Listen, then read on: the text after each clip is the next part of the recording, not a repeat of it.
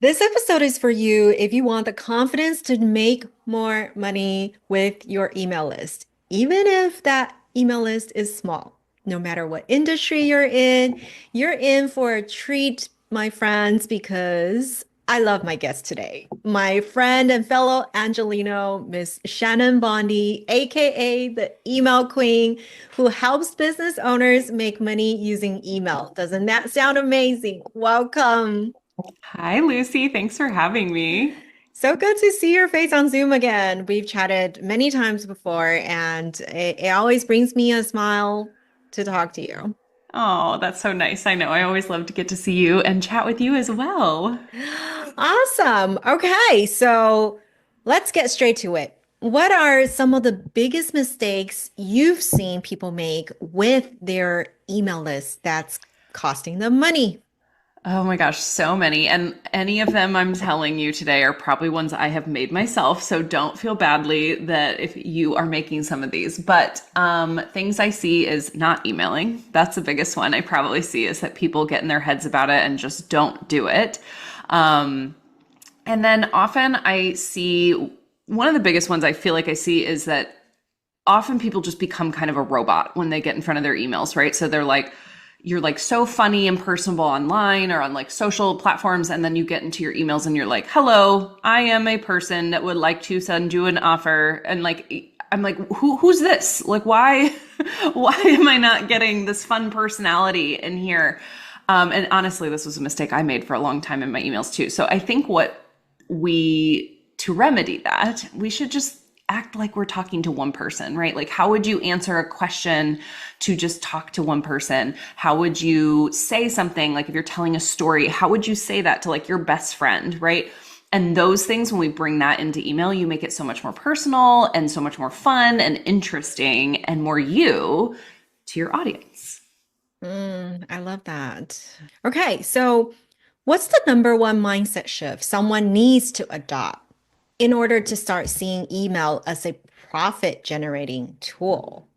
Oh, yeah, that's a good one. So again, I think we get hung up on this idea of like needing to be really professional and all these things in email, where I would argue the more fun you have, the more fun your subscribers will have too. So I think we tend to we just need to reframe a little bit when it comes to this, right? Like our emails don't always have to be selling like the way we think. Like, yes, we want to make money from them, but we don't always have to be like pushing business, pushing sales, all of these things. Sometimes just showing up and then inviting people to go deeper with you, right? So like if you show up, you tell a story about like a client win or even something like you noticed. I always do this, like I'm out and I see something and I'm like, oh, that's a great email, right? Like I'm like, oh, I should make that email. And so I'll like tell a story around it. And then I'll be like, if you're struggling with storytelling, XYZ, whatever it is you teach, right? Or help people do, if you're struggling with that, let's go deeper. Come join me inside this offer, right? Like, or join me inside, or, email back and let me know what your biggest problem is, or things like that. So you're not constantly feeling like you're quote unquote being salesy. You're really sharing more of an experience and how you can go deeper with them. I love that. It's like having a more awareness of where you're going. Just like, you know, when I first started writing my book, our I took a course on book writing and it was all about that. It was about that awareness. Think of a story. What did you learn from that? And that becomes one chapter of your book. And the same with email. You can be just going on about your day and something you see or hear or learned, right? That could be an email idea. So be more aware, consciously searching for topics. And I think the more you're aware of it, the more you actually see it coming everywhere. Exactly. Yeah, we have a saying in my membership that everything's an email. So it's Mm. literally everywhere. Anything you do can be an email. Yeah, I like that. I know what really helped me when I first started with zero subscribers was that my business coach telling me that she was making six figures with 400 people on her list. So I think it's not about the size of your list because I've also talked to people who had like 10,000 people on their list and they weren't selling anything and they weren't making anything. So how do you go about increasing your sales and revenue per subscriber would you say, without feeling salesy? Yeah, I think this is something people get tripped up on a lot, mainly because I know you and I, Lucy, have been in this industry for quite some time, so we've seen quite a lot of things. So a lot of people who do teach email in that are like what I like to call the celebrity, quote unquote, celebrity entrepreneurs that teach email kind of have this old school way of thinking. And I'm not knocking anyone so much as they just are sharing experiences that were like, from 10 years ago. And anymore, it's not the case, right? So, for instance, they'll say, oh, you'll only sell to 2% of your list. So you have to grow your list to a certain amount if you want to make a certain amount of money. Whereas, yes, this statistically, mathematically is probably true. However, I've proven this wrong hundreds of times because my philosophy is you want to attract your ideal client to your email list, not just trying to get out there to hit a number. So like you don't want to like try and attract everyone and their brother to your email list so that you can like try and sell a certain amount, right? Whereas if you're focusing on just attracting hyper specific people that are like your people, you're going to have much more success with a small list because it's full of ideal clients that want your offer, are interested in your offer, and just want to get to know you more and want to understand your offer more and if it's right for them. Beautifully said. I love that. Like I help women, so I get excited, right, when the subscriber is a female name. That's Yeah. my people, right? A man on my email list, that would not be helpful for me. Fair, fair. Yeah, no, and I think, like I said, I think we get caught up in these vanity metrics, right? Of like it just comes from being on social and all the things like that society, deems valuable. And so we get caught up on that. But I'm like, if you have 10 ideal people who are on your email list, like that could be a gold mine if they're the right people.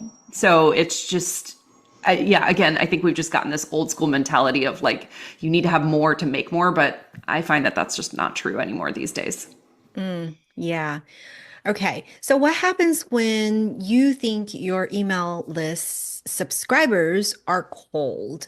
They're very cold. They've never purchased from you, but they just learn about you somehow. What's your go-to strategy to turn those cold subscribers into hot buying leads or people who really want to work with you?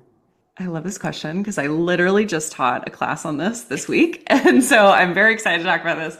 I just taught a warm up, like rewarming up your list if it's, you have some cold subscribers. But if somebody, so there's two ways of to kind of answer your question here. So the first way is if you've had a list for a while and you're just not seeing sales and all this kind of thing, you probably do need to do some sort of list cleanup, which would re-engage these cold subscribers, find out if they're even interested in your offers. And if not, getting rid of them actually can boost your email list stats and getting your emails in front of people that actually want them.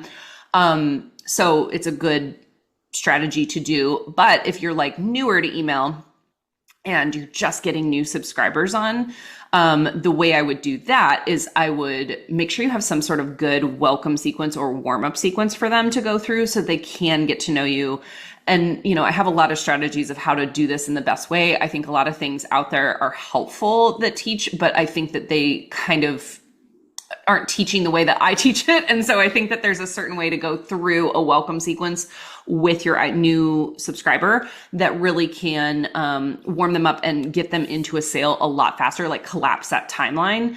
But like I said, a lot of the things I see out there with, oh, get my free, like, welcome sequence or here's my cheap whatever one, right? And I'm like, you really need to customize it to your client and to your ideal, like, subscriber, because if you don't, it's just going to fall flat. Yeah, but that reminded me of when I first started with my business coach, my very first business coach. Like, I did not interact with her at all.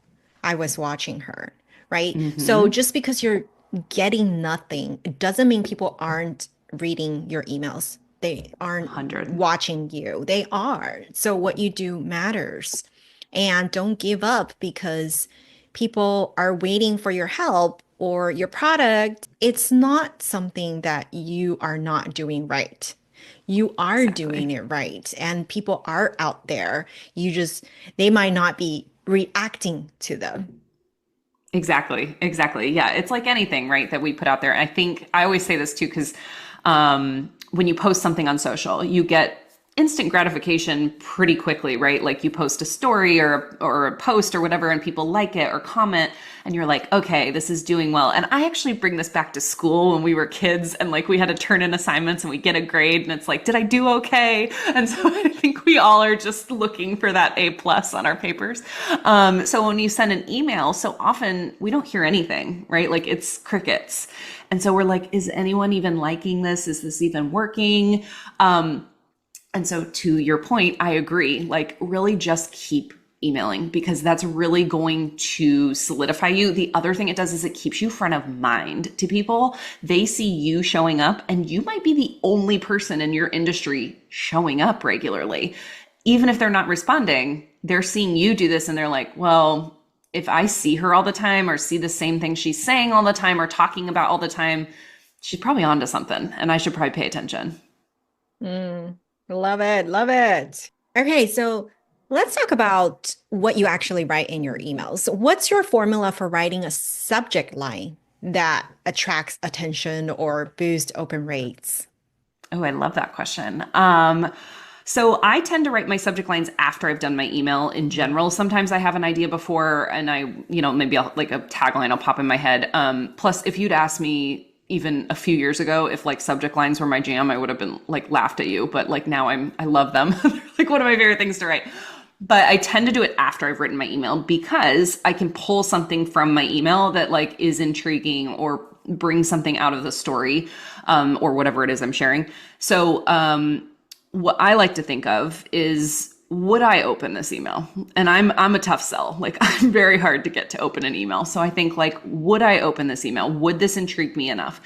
And I think a lot of times, again, we get kind of like technical because of the emails we see, right? Like we're on like Old Navy's email list or whoever's emails that they're sending all the time. And they're just like sale, blah, blah, blah. Right. And like, so we're like, oh, email's gross or it's weird or subject lines have to be kind of like this one way. No, I literally sent an email the other day that said everybody poops. That was literally my subject line. So like have fun with it. Like think of like things that will stop people when they're scrolling through their inbox and get them to open it.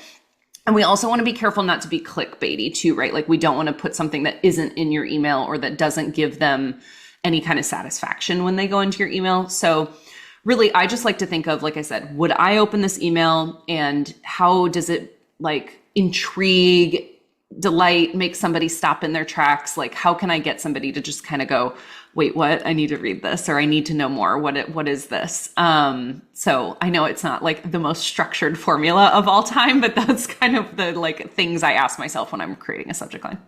Do you like using emojis in your subject lines? Personally, yes. But what I recommend is I wouldn't use more than like one or two, depending on what you're doing. And I wouldn't recommend using it to replace a word in case someone doesn't, like if you were saying like t-shirt sale or something, you wouldn't want to just use the t-shirt like emoji sale because if like somebody's email isn't loading right or they don't have emoji or something like that, then it will just look weird. So I don't like to replace words with emojis, but I do love to use a good emoji every now and then in my subject. Actually, I use one pretty often in my subject lines, but it's always like accompanying the email, not replacing words. Perfect. Okay. How about the copy? How should we write it so that it actually moves people? Okay, yeah, copy so it actually moves people. That's a great question. So I like, again, I really like to think like I'm talking to a friend. That's like my number one copy tip is like, how can you write this like you're speaking to a friend? Like you wouldn't start a story with like, the other day I was walking down the street with my dog and like you would jump into the story of like, you're not going to believe what I saw on the street the other day, like when I was walking my dog, or you're not going to believe what happened to me when I was walking my dog, right? Or something like that. Like you're going to kind of jump in or like, you're not going to like, or maybe you even jump into the story of like, my dog ate a peanut, or whatever it is, right, on the street, and a squirrel got mad at it. Like you'd be like, what? Like what is happening? Like you want to bring people in immediately. So I even say like, I don't even start my emails anymore with like, hey name, because I see that in so many emails. And I'm not saying it's bad to do if that's like what you want to do, but I just jump into things, right? Like I'll be like, Did you know an elephant has three toes? I made that up. I don't know if that's true, but do you know an elephant has three toes? First name instead of saying like, hey name, because then I'm bringing them in a lot quicker because we only have a few seconds, right? People are reading emails when they're in line for coffee or they're like picking up their kids in the carpool lane or something like that, right? They're not sitting down at their computer typically and reading emails. Like they're doing it on the go. So I think the rule is you only have like 13 seconds or something like that for email. I'm sure it's probably less than that now. So I try and jump right into my stories or whatever it is I'm getting into because people are just busy and they don't have time for stuff. I always say too, if you have passed third grade, you can write an email. Like literally, you do not have to be an amazing writer. You don't even have to honestly be a good writer. You just have to be able to have a very easy sentence structure that you can write for people. And you did that in third grade, probably even second grade, honestly. So you can really just be simple and have short sentence structure, get people through your email. Don't have huge, long paragraphs because most people don't just sit and read. And there are exceptions to that rule. Like maybe if you're an author, for instance, like, and you're known for writing long, complicated things. Or I had a client one time who was like, she wrote long, heartfelt emails, but her audience was like trained for that. So they knew to sit and expect that every time they got an email. They were like, oh, I'm going to have this like heartfelt message. So there are exceptions to things, but in general, my favorite thing about email is it can be short, simple, and sweet. Love it. Short and simple and sweet. What's your take on the new trend, the AI trend, Shannon? Okay, so I can always tell when an email is written by AI, but I will say it's really helpful. I think it's a great place to get you started. So I think you can train AI so easily now to kind of get your brand voice. You can put it in there and then make sure you just edit it and look at it because there's so many things that it like just doesn't do well yet. I'm sure it's going to continue to get better over time, but I always just like, if I use it to start something, it's great for ideation too. So if you're just stuck on what to say, that's a great thing you could put in there of just like, hey, what are some things my ideal client's struggling with right now? And like, it could give you a list of things and spark an idea.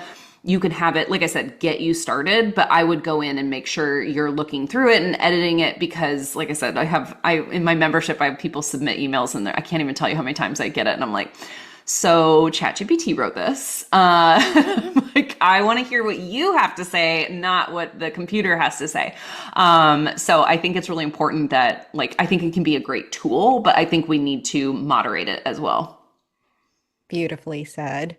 Okay. So you've been doing this for a long time. What is something that what is a myth you want to debunk for people around email? I mean, okay, one I for sure that kind of just grinds my gears is when people tell me email doesn't work. Like I hear that one. Luckily, I don't think most of your listeners, if they're listening to this episode, are thinking that, but I do hear that one quite often of just like, oh, email doesn't work anymore, blah, blah, blah. And I'm like, you wouldn't even believe the amount of money people make from email. Like it is bananas how much money people use, or I mean, they make from email.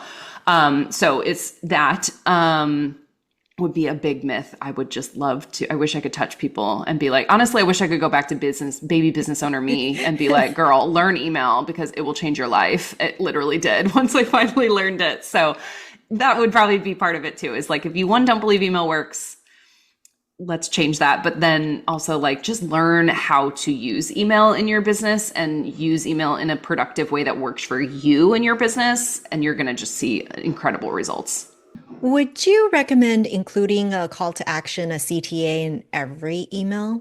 I would recommend including a CTA in every email.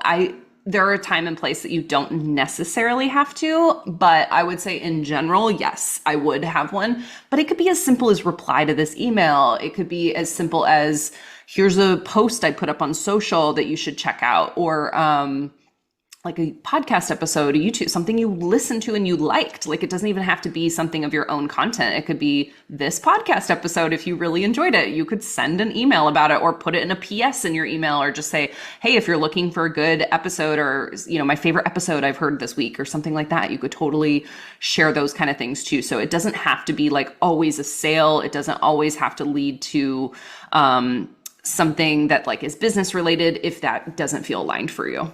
I think when I first started, I was afraid of unsubscribers. It made me really sad when someone unsubscribed, but not anymore now because I know I provide value whenever I send an email. But how would you go around the fear of being unsubscribed? I love that question. This would have been a good myth for me too. So I agree with this one because I feel the same way. Like I still get a little bit sad every now and then when I see somebody leave. But there's several things we want to keep in mind. One, it's almost never personal, right? Like almost never are people leaving email lists because they're like mad at you or upset with you or anything like that. They're probably leaving because their inbox is out of control. They're not interested in what you have to offer. So it's actually a favor to you to be like, hey, I'm not going to open or buy from your emails. So I'm just going to get off your list. Or they're just, living life. I have a friend who's an email marketer and we were talking about it one day and she said she had somebody come back to her list, I guess. That's another great thing is people can always come back too if they change their mind. She said she didn't even know the person had unsubscribed and she came back and she wrote her and she said, hey, this is the craziest story, but she goes, I was diagnosed with cancer and I had to go and I just unsubscribed from everything. I needed everything out of my life. And she goes, and your emails were ones I actually missed. So I got back on now I'm in remission. I'm fine. I'm feeling good. And I'm back on your email list. And my friend and I were like, we will never judge anyone for leaving our email list ever again, because it was such a compelling story, right? Of just the reasons she had to put up her own boundaries. And so maybe that's all people are doing, right? Like they're probably, again, it's likely not personal. It's likely that they're just living their lives like all of us. That is so good. I love that story. And it is true. I mean, I myself, I clean my email once a year at least to unsubscribe. And yeah, there are ones that I do miss and come back to, but other ones I try to keep my inbox as clean as possible, right? Yeah, exactly. It's so easy to get out. I'm like a serial email list signer upper. If somebody's got a freebie, I'm like, I'm in. And then my inbox is like, you're at 98%, babe. And I'm like, okay, we gotta cut back. Beautifully said. Okay, awesome. In your days, working in and out of your business, when you need a little picker upper, is there a quote that you resort to?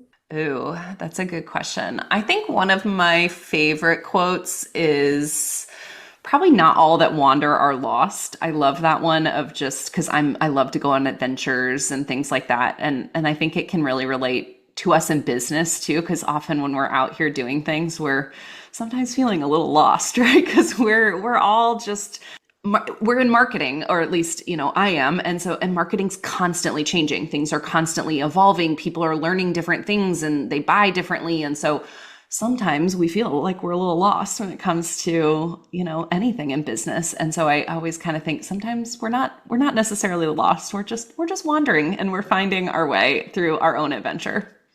I love that so much. Yes to adventure in life. Yes to having more fun. And yes to writing more emails with confidence, right?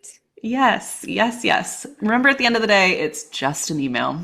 Awesome. Okay. So if you've enjoyed this episode, go follow Shannon at Mrs. Bondy. I love her Instagram. I am addicted to waiting for her dog walk stories. That's so sweet. Thank you. Thank you for being with us.